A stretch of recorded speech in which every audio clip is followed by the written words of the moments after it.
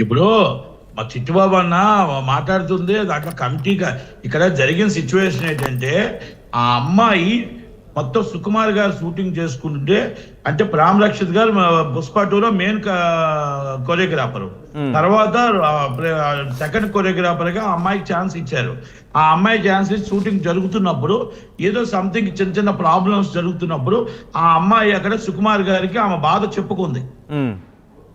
ఆమె బాధ చెప్పుకుంటే అమ్మ మీరు మీడియాకి వెళ్ళకండి, మీ ఇద్దరు ప్రాబ్లమ్స్ అది మీ సంబంధం మాకు సంబంధం లేదు అంటూ సుకుమార్ గారు ఏంటంటే రికమెండెడ్ బై ఒక్కసారి ఆమె కంప్లైంట్ ఒకసారి వినండి అని చెప్పి భరద్వాజ్ గారికి చెప్పడం జరిగింది.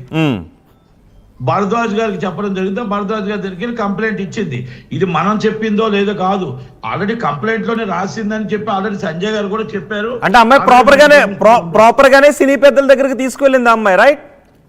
ఆ అమ్మాయి ప్రాపర్ గా తీసుకెళ్లిన తర్వాత 4 రోజుల తర్వాత తమ్మారెడ్డి భరద్వాజ్ గారు పోలీస్ స్టేషన్ కంప్లైంట్ ఇవ్వమని చెప్పడం జరిగింది. పోలీస్ స్టేషన్ కంప్లైంట్ ఇచ్చిన తర్వాత అలా టోటల్ గా మొత్తం ఒక 5 రోజులు ఆ పోలీస్ స్టేషన్ వాళ్ళు ఇన్వెస్టిగేషన్ చేస్తున్నారు. చేయకంటే ముందే ఇమీడియట్ ఆల్రెడీ చేస్తున్న సమయంలోనే immediately press meet committee press meet పెట్టి ఆల్రెడీ ఒక ఆయన దోషి అని తీర్మానం చేసి మొత్తం టోటల్ గా కార్టూన్ సస్పెండ్ చేయడం జరిగింది. దోషి అని ఎలా తీర్మానం చేశారు? దోషి అని ఎలా తీర్మానం చేశారు? దోషి అని ఎలా తీర్మానం చేశారు? కమిటీ న్యాయ విచారణ వినండి, న్యాయ విచారణ కమిటీ ఇంకా అవ్వలేదు, 5 రోజులు అయింది, మేము 15 రోజులు రిపోర్ట్ ఇస్తామన్నారు. పోలీసు విచారణ మొదలు కాలేదు. దోషి అని ఎవరు నిర్ణయిస్తారు? ప్రెస్ మీట్ చూసారో లేదో నేను చూశాను, ప్రెస్ మీట్ చూసాను. అదేమి వాళ్ళు చెప్పిన దాన్ని కరెక్టా? ఎలా నిర్ణయిస్తారు? ఝాన్సీ అమ్మాయి ఎలా నిర్ణయిస్తుంది తప్పని? నేనైనా మాట్లాడేస్తాను, నువ్వు మాట్లాడిన తర్వాత నేను అడిగేది విని సమాధానం చెప్పు. నేను అడిగిన దానికి సమాధానం చెప్పు. ఆ అమ్మాయి చెప్పేస్తే, ఝాన్సీ చెప్పేస్తే ఎట్లా మీ ఇష్టానికి చెప్పేస్తారా? అన్ని విన్న తర్వాత నువ్వు తప్పైతే నా తప్పైతే తప్ప నన్ను ప్లీజ్ అన్న, ఓకే? ఏమండి, అయితే డైరెక్ట్ గా అసలు ఆ కమిటీకి ప్రెస్ మీట్ పెట్టే రైట్ లేదు. ఫస్ట్ ఆఫ్ ఒకరిని దోషి అని ఇన్వెస్టిగేషన్ నడుస్తున్నప్పుడు దోషి అని నిర్ణయించడానికి లేదు. వాళ్ళు తీసిన రిపోర్ట్ ఏదైనా ఉంటే మొత్తం ఎంక్వైరీ చేసి రిపోర్ట్ చేసి గవర్నమెంట్ కి సబ్మిట్ చేయాలా. ఆమెకు రికమెండెడ్ చేసి పోలీస్ స్టేషన్ కంప్లైంట్ ఇవ్వడం ఇస్ రైట్. ఎందుకంటే పోలీసు వాళ్ళు ఇన్వెస్టిగేషన్ చేస్తారు, తర్వాత కోర్టులు నిర్ణయం తీసుకుంటాయి. కానీ మనం ఏంటంటే ఆ అమ్మాయికి కాపలాగా అక్కడ ఏదైతే ఉందో షూటింగ్ లొకేషన్ లో మనం అంటే వాళ్ళకి భరోసా ఇవ్వడానికి మాత్రమే ఈ కమిటీ ఉంటుంది. వాళ్ళకి ఏం అన్యాయం జరుగుతుందో పైన మెంబర్స్ ఏదైనా సీరియస్ జరుగుతున్నప్పుడు అది complaint and police station is the complaint and court. వీళ్ళు జడ్జిమెంట్ ఎలా ఇస్తారు? భరద్వాజ్ అన్న ఆయన పైన డైరెక్ట్ ప్రెస్ మీట్ పెట్టి మొత్తం కమిటీ ప్రెస్ మీట్ పెట్టి మొత్తం చాలా కష్టపడ్డాం, చాలా జరిగింది, అన్యాయం జరిగిపోయింది అని 5 నిమిషాలు ప్రెస్ మీట్ పెట్టి ఆ జానీ మాస్టర్ ని మేము సస్పెండ్ చేస్తున్నాం అంటే ఆ ఒత్తిడి ఒక్క నిమిషం ప్లీజ్.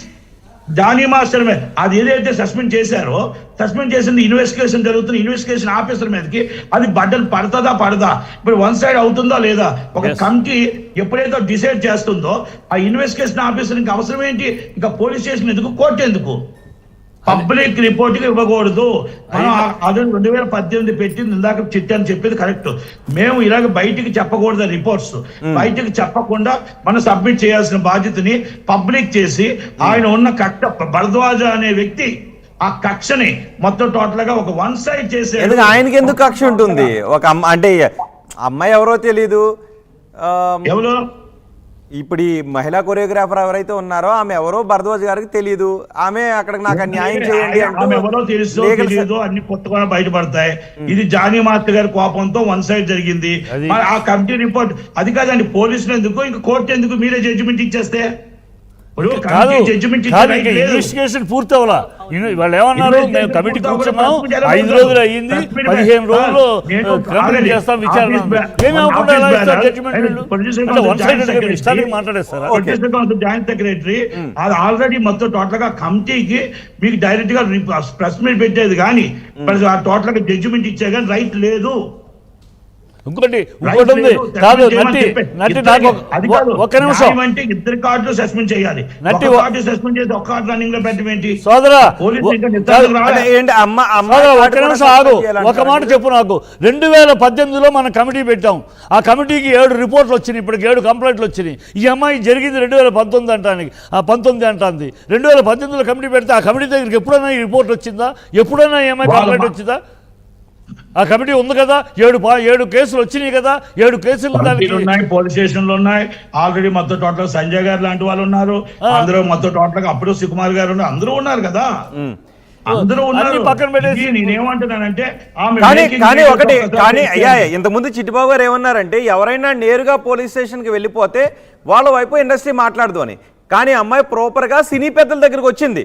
సినీ పెద్దల దగ్గరకు వచ్చిన తర్వాత హెరాస్మెంట్ సెల్ ప్రతినిధులు ఎవరైతే ఉన్నారో వాళ్ళు ఏదైతే చేశారో అదే అమ్మాయి చేసింది. సో ఇక్కడ అలాంటప్పుడు సినీ పరిశ్రమ పెద్దలు ఇక ఈ అమ్మాయి వెనక నిలబడేది లేదు, పోలీస్ స్టేషన్కి వెళ్ళింది కదా అనడం కరెక్టేనా? ఏమంటే పోలీస్ స్టేషన్ తప్పట్లేదండి మీరు తప్పు ఇంటర్ప్రిటేట్ చేస్తున్నారు ఆమె పోలీస్ స్టేషన్కి వెళ్ళటం తప్పు అని మేము అంటున్నా.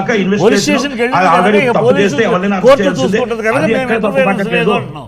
అది మీరు రాంగ్ ఇంటర్ప్రిటేషన్ ఇవ్వకండి పోలీసుల దగ్గరికి వెళ్ళటం తప్పు అంటలేదు ఇండస్ట్రీ దీనివల్ల ఇండస్ట్రీ కూడా మర్చిపోతుంది కాబట్టి పోలీసు దగ్గరికి ఎప్పుడైతే వెళ్ళి కనీసం తప్పు జరిగిందో ఉప్పు జరిగిందో మేము కూడా ఒక ఇంటర్నల్ కమిటీ విచారణ జరిపిస్తాం. మేము అందరం వెళ్ళి కొంతమంది ఆ అమ్మాయికి భజన కొంతమంది ఈయనకి భజన చేస్తా కూర్చోవాలా భజన కాదు మరేంటి మరి వాస్తవాలను బయటకు తీస్తాము.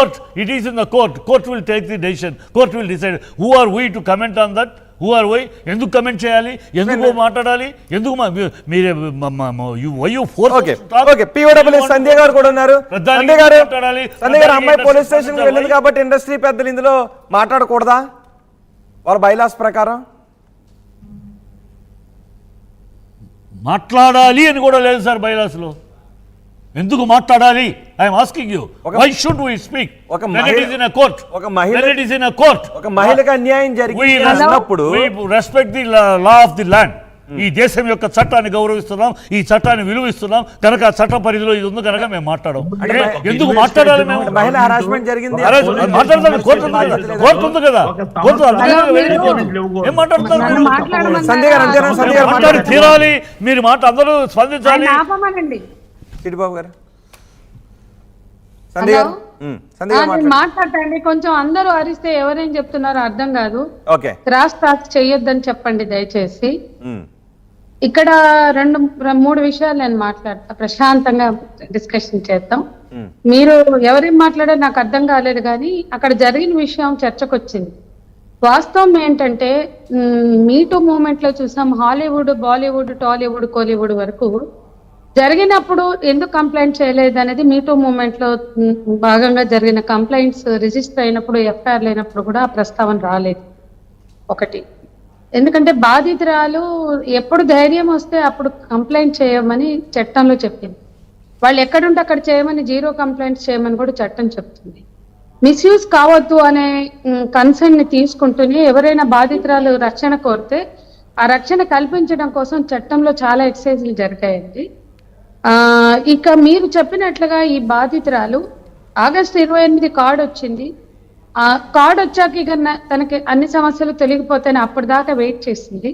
28 కార్డు వచ్చింది. 29-30 ఛాంబర్స్కి వెళ్ళి కొరియోగ్రాఫిక్ అసోసియేషన్ వాళ్ళకి నాకు ఇట్లా కొత్త ప్రాజెక్ట్ వచ్చింది సెప్టెంబర్ 1 నుంచి జూనియర్ డాన్సర్స్ కావాలని లెటర్ ఇచ్చింది. ఆ రోజు సెప్టెంబర్ 1 వెళ్తుంటే ఆ వచ్చిన ప్రాజెక్ట్ క్యాన్సిల్ అవుతుందని ఒక లెటర్ వచ్చింది. ఒక పార్సిల్ ఒక రెటరోస్ ఒక థ్రెటనింగ్ లెటర్. దాని ప్రకారం ఒక నిమిషం వినండి ఎవరు ఆవేశపడదు. ఆ లెటర్ లో అలా ఉన్నా కూడా తనకు అంతకు ముందు కూడా అటువంటి చాలా థ్రెటనింగ్స్ ఫోన్లలో రకరకాలుగా వచ్చాయి ప్రత్యక్షంగా పరోక్షంగా. సరైన వెళ్తే తీరా ఆ కార్డ్ వచ్చాక వచ్చిన మొదటి ప్రాజెక్ట్ క్యాన్సిల్ అయింది. క్యాన్సిల్ అయినాక ఆమె వాళ్ళని అడిగింది వాళ్ళ రీజన్ చెప్పలే ఇంటికి వచ్చింది. కనుక్కోండి ఈ క్యాన్సిల్ అవ్వడం కరెక్టా కాదా కూడా కనుక్కోండి. ఇంటికి వచ్చాక ఆ 2 రోజులు ఆమెకు మళ్ళీ థ్రెటనింగ్స్ కంటిన్యూ అయినాయి లెటర్స్ కంటిన్యూ అయ్యాయి. ఇవన్నీ ఆలోచించుకుని సెప్టెంబర్ 4 ఆమె ఛాంబర్స్ దగ్గరికే వచ్చింది. మీరు చెప్తున్నట్లుగా ఆమె ఛాంబర్స్ దగ్గరికే వచ్చింది. వాళ్ళు విన్నారు అక్కడ ఉన్న పోస్ట్ కమిటీ వాళ్ళు